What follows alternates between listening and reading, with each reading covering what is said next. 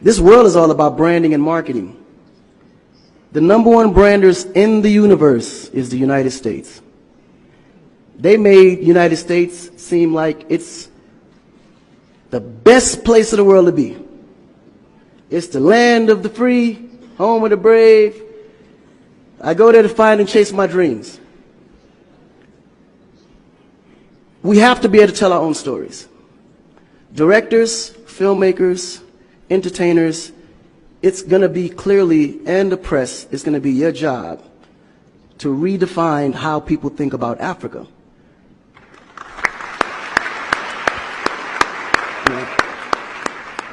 Because you're here, you see what's going on. You clearly can see in a vivid picture the good, the bad, and the ugly.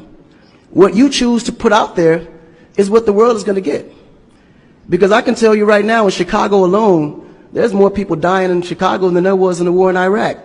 But you would never see that.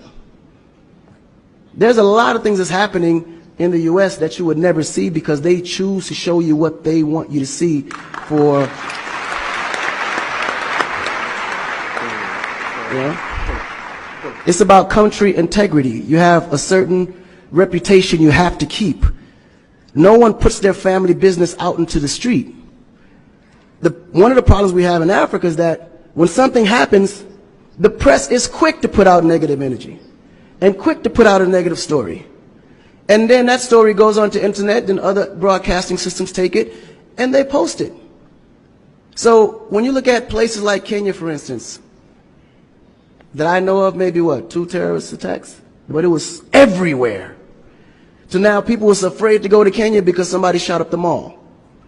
But then when you look online, there was over 25,000 attacks in the U.S., but you only knew about maybe 5 or 6.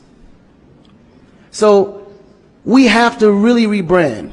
And then when you look at how the world perceives Africa, they're right. You know, you see zebras, lions, tigers, bears. Oh my. You get to the point where you think Africa's just a big jungle. The images that they're showing of Africa is historical images. This is way before civilization. This is when they were still, you know, battling with spears, like times of Shaka Zulu. No, I'm serious. But then when you look at the U.S., they're showing Superman, Batman, you know? Where is our Superman? Where is our, like, Shaka Zulu should be a superhero today. Really? So we have to tell our own stories. I mean, even Jesus is white. And you believe it. But it's okay because how you were framed, if you taught something from the day you were born, and your mother taught you that, your father taught you that, it's real. You never look at your mom and your dad as liars. But their mother and father taught them the same thing because that's the kind of history that's put out for them to believe. Our history books in the U.S. is all white American history, culture that's been borrowed from other nations. But Africa have to teach the same history of our ancestors, the great things that they have accomplished. You know? And it's going to be the jobs of directors like yourself, filmmakers like yourself, to narrate that story. How do we want to be perceived? How do we want that story to be narrated to the rest of the world? This younger generation, we kind of figured it out. Because now, when you look at hip-hop in America, every rapper is rich. Gold chains, Bentleys, nice girls by the pool with bathing suits in this big mansion. And then, when the video's over, they get on their phone and call an Uber. They don't even come in the Bentley that you just saw in the TV. But you go to Nigeria, we got Wizkid, Davido, P-Square, all these guys driving a Bentley, Mercedes. They actually own those cars. That's the difference. But if we don't translate that, they will never know. They think we're going to leave the shoot and go home on a horse or a zebra. Because that's what they know. This is why African Americans are so afraid of Africa.